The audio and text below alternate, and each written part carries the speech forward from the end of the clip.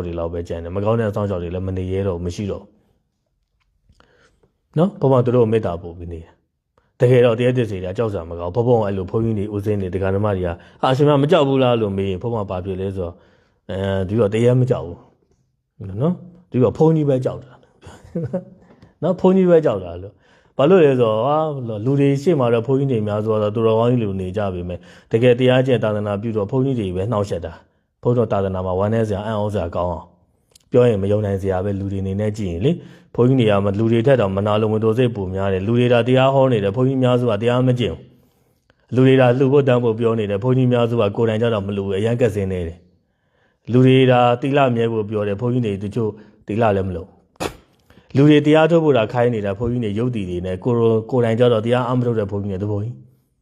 အဲ့ဒီတော့ဘုန်းကြီးလည်းတကယ်တော့ပုရုဇဉ်ပဲတရားမကျင့်တော့သူတို့မှာလောဘဒေါသကိလေသာတွေနှိမ့်ဆက်ခံနေရတယ်ဘုန်းကြီးတိုင်းအောင်ပြောတာမဟုတ်ဘုန်းကြီးအများစုကိုပြောတာအဲ့ဒီတော့ဘုန်းတော်မြန်မာပြည်သာသနာဘာလို့မထွန်းကားဘာကြောင့်သာသနာမတိုးတက်တာလဲ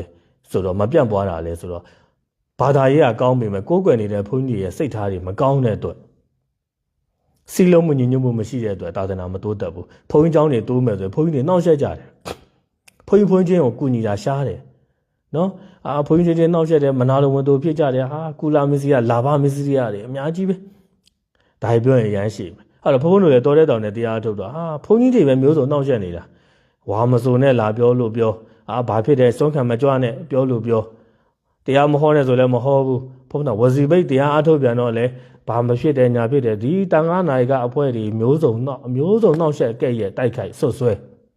အဲ့တော့တရားသစ္စာမေတ္တာပို့လိုက်လို့ရတယ်ဘုန်းကြီးတွေကမေတ္တာပို့လည်းတော်အောင်နဲ့တိတ်မထိရောက်ဘူးထင်တာပဲနော်ထိရောက်တယ်နည်းနည်းနောက်ကျတယ်အဲ့ဒါဘဘုံတော်တဲ့တောင်တဲ့တရားထုတ်တော့ဘဘုံကပြောရတယ်နော်တရားမကြောက်ဘူးဘုန်းကြီးပဲကြောက်တာနော်ဘုန်းကြီးနေဆိုအတတ်နဲ့ဆို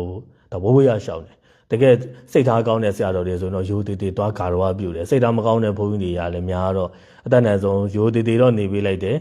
တိတ်ပြီးတော့မပတ်သက်ဘူးကင်းအောင်နေတယ်ဘုန်းကြီးတွေအကြောင်းဘုန်းကြီးတွေအသိဆုံးပဲနော်ဒီလောက်ပြောရင်နားလည်မှာပေါ့နော်ကဲထားတော့အဲ့ဒါဆိုတော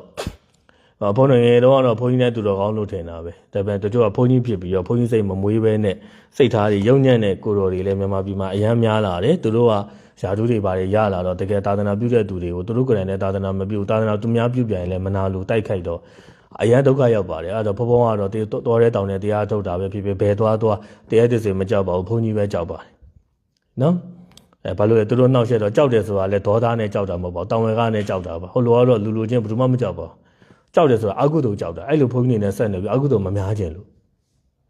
လူတွေလည်းတရားကြောက်မှာမဟုတ်လူချင်းပဲကြောက်အောင်ပါတကယ်တော့လေတရားဆိုတာကဘုံပြောလို့ဂုဏ်တော်ပေါ်မဲ့မေတ္တာဖို့အမြဝေပြန်သွားတာပါကိုယ်ဒုက္ခမပေးနိုင်ပါဘူးလူချင်းပဲဒုက္ခပေးနိုင်တယ်ဘုံတို့ကြောက်လဲဘုန်းကြီးချင်းပဲဒုက္ခပေးနိုင်တာကြောက်စရာတကွဲမှမရှိပါဘူးလူတွေကတကယ်တော့ရှေ့မှာပြုံးပြီးတော့နောက်ကိုယ်မကောင်းကြတဲ့သူတွေကကြောက်အောင်ပါအဲ့ဒါတရားတဲ့ကြောက်စရာကောင်းတယ်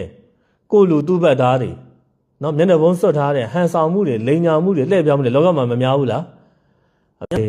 ဟုတ်ပြီနော်ဒီလိုသူတွေကပိုများပါတယ်အဲ့ဒါတွေကမှပိုကြောက်စရာကောင်းတာမီးရောအကုန်မဖွင့်ဝင်တယ်လေနော်အကုန်ဖွင့်လာလဲဒီဘက်မီးရောဖွင့်လာလဲနော်အဲ့ဒါဆိုတော့ online ယောဂီတွေအဲ့တော့တရားဒီကြောက်စရာမကောင်းဘူးနော်တရားပွဲပြီးမှမီးဖွင့်ဖို့တတိယနော်တရားပွဲလည်းပြီးတော့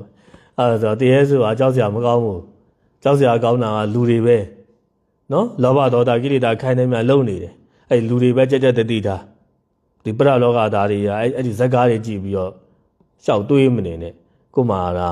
မေတ္တာထားမယ်ထိုက်တိအောင်လို့ဆိုတာတရားကျင့်မယ်ဘယ်သူမှလာမနှောက်ယှက်နိုင်ဘူးမေတ္တာထားမယ်ဆိုရင်နေဝသက်တင်သည်ပိတဏံနဲ့နော်ယောဂီများမေတ္တာတို့လူတိုင်းလိုရကြမှာနေဝသက်တင်သည်ပိတဏံကြောက်မက်ဖွယ်အာယုံကိုမပြနိုင်ပါဘူးတဲ့နော်သူများပြောရင်ပို့ပြောတယ်တောင်ထင်မလားမသိဘူးဖုံတောရီတောင်တွေကြောက်ကူတွေဖုံအများကြီးရောက်ခဲ့တယ်နော်ဟိုလိုမတုတ်တန်တွေရေ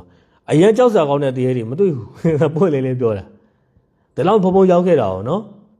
်မတွေ့ဘူးကိုကမေတ္တာထားတော့လေတကယ်မှန်တယ်နေဝသက်တင်ပြီးတဲ့နဲ့ကြောက်မက်ဖွယ်အာယုံသူတို့ကိုယ်တော်မပြနိုင်တာနည်းနည်းရုပ်ဆိုးဆိုးသူတွေလောက်ပဲတွေ့လောက်တယ်နော်တချို့တရားတွေနည်းနည်းရုပ်နည်းနည်းဆိုးတယ်အဲ့လောက်အလွန်ဆုံးပဲတချို့ကတာမဲ့လူတွေလိုပဲ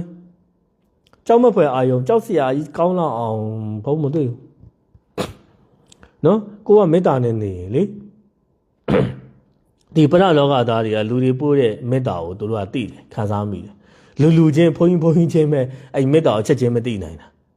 နော်ကဲထားတော့ဗျာအဲ့ဒီအတွက်တရားကြောက်တဲ့သူတွေဘုံဘုံတေလောက်ပြောလိုက်ရင်ဘုံဘုံတွေးကြုံနေနဲ့မျှပြောလိုက်ရင်တော့နားလေသဘောပေါက်ပြီးတော့တရားကြောက်တဲ့စိတ်တွေရော့သွားမယ်လို့ယုံကြည်ပါတယ်မရှိရင်ပြန်မေးလျှောက်နော်နားမလဲသေးလည်းပြန်ပြောပြန်လျှောက်ဘုံဘုံတော့အရှင်းဆုံးဖြစ်အောင်ပြောပြတာတရားကြောင်းမသိလို့ကြောက်တာပါတကယ်ကြောက်အောင်မှာကအကုသိုလ်ကိလေသာဖြစ်တယ်အကုသိုလ်ကိလေသာတွေဝင်ပူးခံနေရတဲ့